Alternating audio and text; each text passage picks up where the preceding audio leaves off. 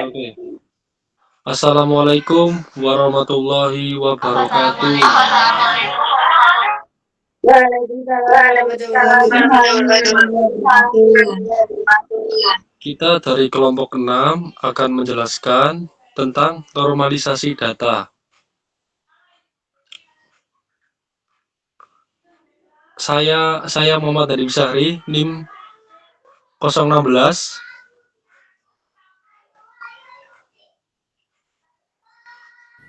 Saya Zahratul Aini dari NIM 010.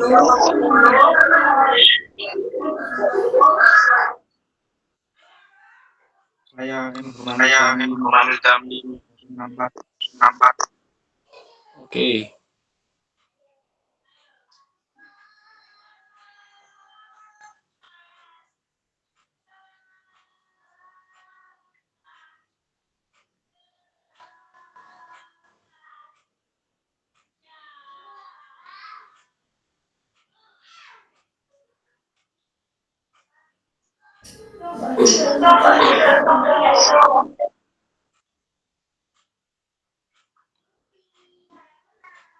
Ayo Ilmi.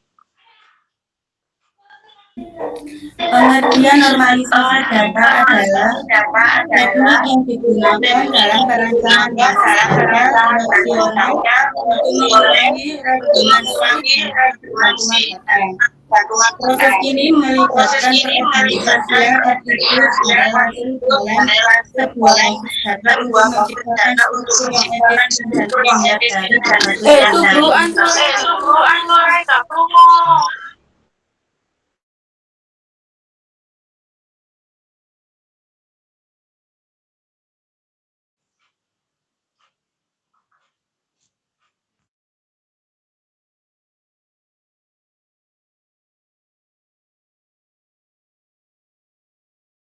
Selanjutnya tujuan normalisasi data yaitu untuk pertama mengurangi redundasi data, lalu yang kedua meningkatkan integritas data, yang ketiga menyederhanakan struktur data, yang keempat memudahkan pengambilan query data, lalu yang terakhir meningkatkan fleksibilitas basis data.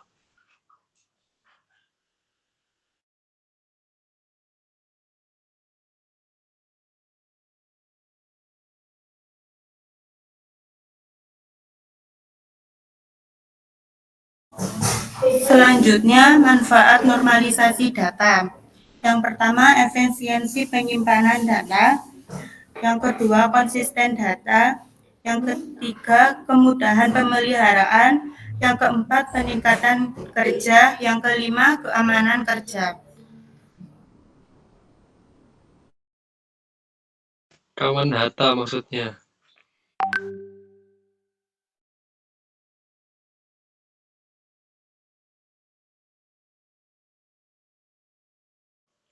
Mas Bildan. Oke. Selanjutnya ketergantungan fungsional.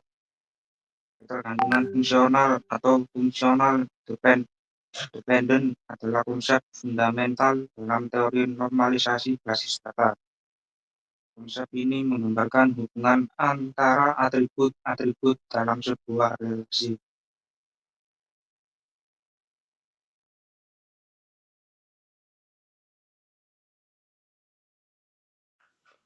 Oke, lanjut ke contoh kasus ketergantungan fungsional. Yang pertama, dalam tabel mahasiswa terdapat NIM, nama, alamat, tanggal lahir. Dalam tabel mata kuliah, kode MK, nama MK, SKS, lalu semester. Dalam tabel nilai, terdapat NIM, kode MK, dan nilai. Dan yang terakhir, dalam tabel pegawai, terdapat NIK, nama, departemen, gaji, lalu kode DET.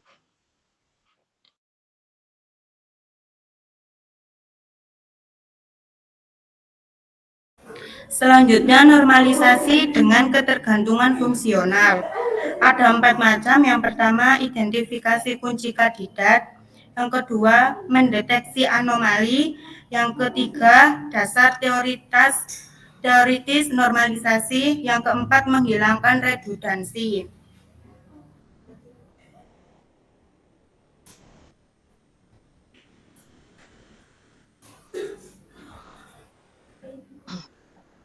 Selanjutnya, proses normalisasi berdasarkan analisis ketergantungan.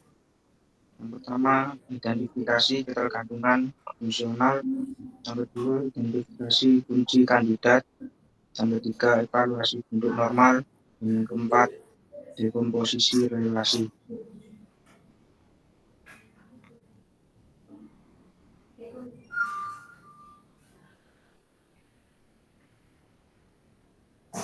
Selanjutnya, bentuk-bentuk normal yang lain. Bentuk normal keempat, PAT-NF.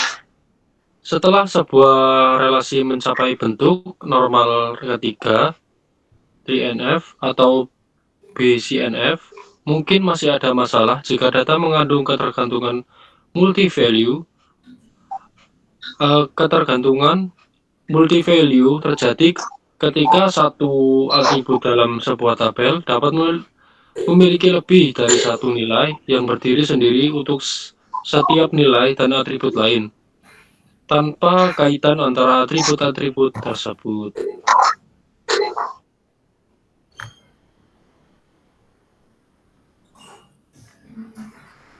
Yang selanjutnya, bentuk-bentuk normal yang lain. Bentuk normal kelima, 5NF atau Project Join Normal from PGNF.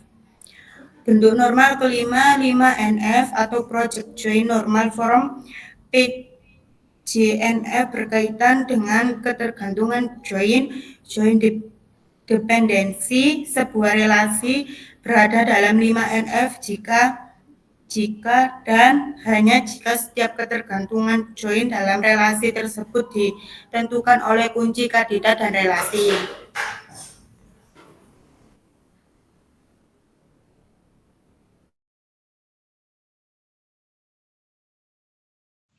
Oke, selanjutnya sesi bertanya. Apakah ada pertanyaan? Saya. Ya, jawab nomor 1, weh.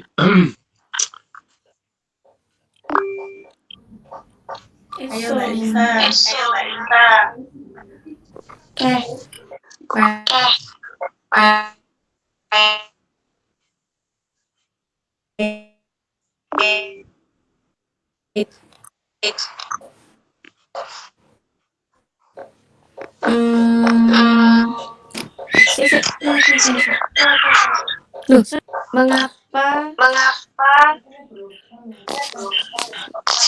Mengapa redundansi data dianggap sebagai masalah dalam desain basis data?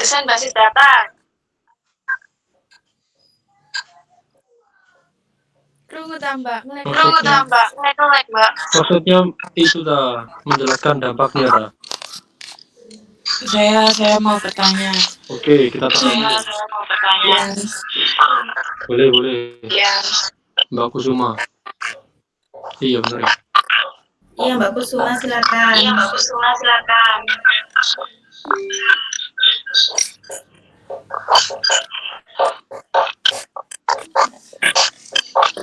Jelaskan perbedaan antara bentuk normal kedua dan bentuk normal ketiga. 2NF dan 3NF. Oke. Coba diulangi lagi Mbak Kusuma. Jelaskan perbedaan antara bentuk normal kedua atau 2NF dan bentuk normal ketiga atau 3NF. Baik, satu lagi siapa? Saya mau bertanya. Ya Mbak Sela, silakan. Apa yang dimaksud dengan ketergantungan parsial dan bagaimana hal ini diatasi dalam proses normalisasi? Kita tampung Oke. terlebih dahulu ya. Oke, kita jawab sekarang dari Mbak Lisa. Apa tadi ini ya, mengapa redundansi data dianggap sebagai masalah dalam desain basis data? Redundansi data menyebabkan pengulangan informasi yang sama di banyak tempat, sehingga meningkatkan resiko inkonsistensi data. Misalnya, jika alamat pelanggan disimpan di beberapa tabel, perubahan alamat harus dilakukan di semua tempat. Jika satu bagian diubah, maka data menjadi tidak konsisten. Selain itu, redundansi memperbesar ukuran database dan memperlambat kinerja sistem. Begitu.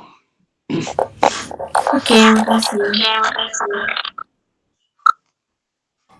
Selanjutnya saya akan menjawab pertanyaan dari Mbak Kusuma. Kan perbedaan antara normal kedua 2NF dan normal ketiga NF. 2NF dicapai tabel dalam satu NF untuk memiliki hubungan parsial. Itu semua atribut non-primer bergabung secara penuh pada primer. 3NF adalah lanjutan dari 2NF dengan syarat tambahan tidak ada atribut non-primer yang bergantung pada atribut non-primer lainnya. Tidak ada ketergantungan positif. Dengan kata lain, 3NF memastikan bahwa setiap atribut non-primer hanya bergantung pada atribut lainnya. Gimana Mbak Kusuma? Sudah cukup jelas, terima kasih.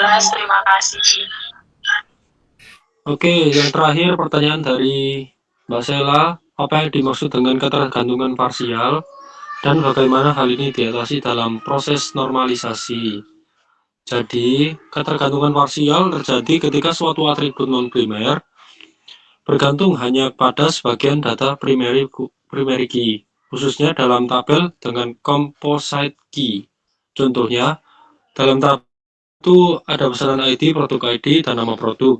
Nah, jika nama produk hanya tergantung pada produk ID, bukan gabungan dari pesanan ID, produk ID, maka itu ketergantungan parsial. Solusinya adalah memindahkan nama produk ke tabel produk tersendiri. Hal ini dilakukan pada proses normalisasi ke bentuk 2NF. Begitu. Baik, terima kasih. Oke, sama-sama. Apakah ada pertanyaan lagi? Saya tutup. Baiklah, jika tidak ada pertanyaan, kita cukupi dulu presentasi kita. Terima kasih. Maaf jika ada kurang dan salahnya. Wassalamualaikum warahmatullahi wabarakatuh. Waalaikumsalam warahmatullahi wabarakatuh. Terima kasih. Terima kasih.